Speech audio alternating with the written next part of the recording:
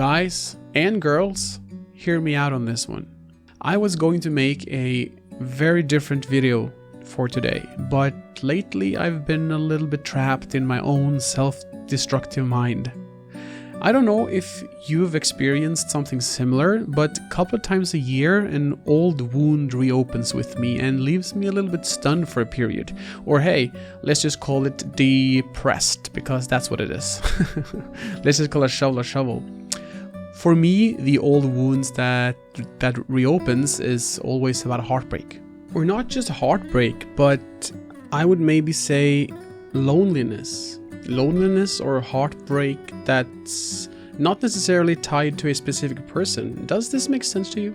Sure, I've processed it years ago and I've accepted it, but god damn it if my intrusive, self-destructive mind wants to reopen that past so bad. Just as bad, by the way, as DD wants to always press the red self-destruction button in Dexter's laboratory. You guys know what I'm talking about. And that is what my brain wants to do a couple of times a year. So I wanted to rant about this, to get it off my head, share it with you guys. If you feel any resonance to what I'm ranting about, please leave a comment telling me your thoughts on this upcoming very unedited raw rant, because that's my point with these little rant videos, to get to hear your thoughts on stuff I'm wondering about myself. Like stuff I'm trying to figure out. And let's do that together. Let's solve difficult shit, guys. Let's get into it. So, what if the game you're about to play is the worst possible thing for you right now? Not because it's bad, but because it hits too close to home. So I started Clair Obscure Expedition Toi. When it came out, I played for 10 hours and then I haven't touched it since. I want to, but this video is my reason why I haven't. So within minutes, Sophie dies. Not in a dramatic, heroic blaze. She's just gone. And she was Gustav's future.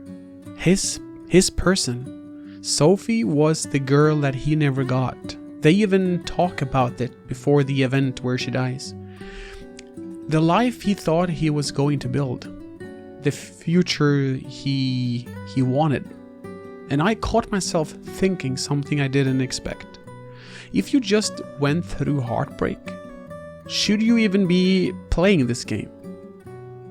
We always say games are about escape. That's the deal, right?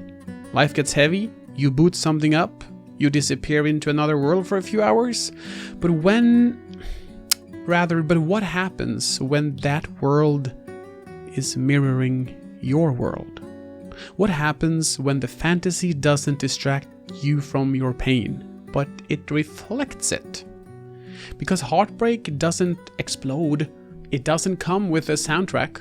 There's no theme song playing in the background when you're getting broken up with, right? It's quiet. It's unfair, at least for one party. It leaves you standing in a room that feels slightly emptier than it did yesterday. And when Sophie dies, it felt like that.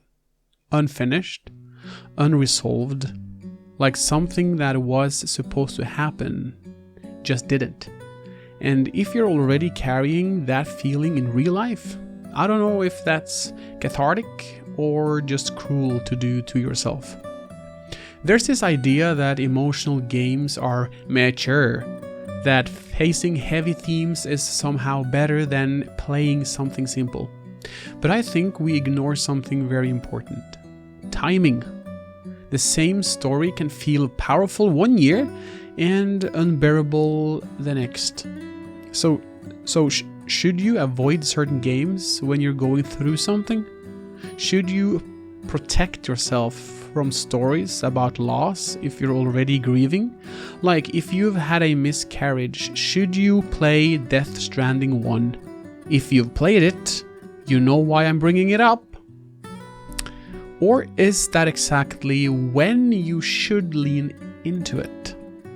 Because here's where it gets a little complicated.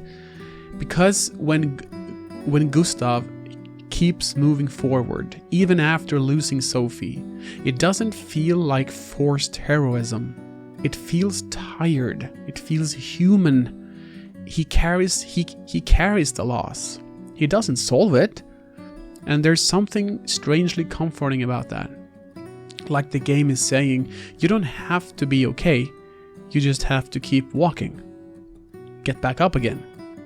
And maybe that's healing, or maybe it's just me projecting. I've avoided games before, not because they were bad, but because I knew they'd hit something very raw and something unfinished inside of me. And I've always done the opposite. Played something heavy during a hard time and realized later it helped me process emotions I couldn't articulate, like with me and Firewatch, for example. Games are interactive, movies are not. That's what makes this different from movies. You don't just watch someone grieve, like in movies. You press the button that makes them stand up again. And when you're struggling in real life, that can feel symbolic. But there's a line somewhere, because sometimes you don't need symbolism. Sometimes you need distraction. Sometimes you need to grind achievements, clear a map, win a fight, feel in control of something that you don't do in your real life, right? Is that avoidance, or is it a kind of survival mechanism? I don't have a clear answer to that, and I don't want one, because it's very nuanced. This isn't a you should or you shouldn't type of video. It's me thinking out loud about something I don't think we talk about enough. We talk about game mechanics, performance, frame rates, meta scores, meta builds, but we don't talk about emotional timing, about whether a story is right for who you are in the moment. Maybe the real question isn't, should you avoid certain video games? Maybe it is rather, what do I need right now? Do I need to escape, or do I need to feel understood? Because sometimes the right game at the wrong time can feel unbearable, and sometimes it becomes the exact thing that helps you move forward. I'm still figuring out which one Expedition Toi is for me, and maybe that's the point.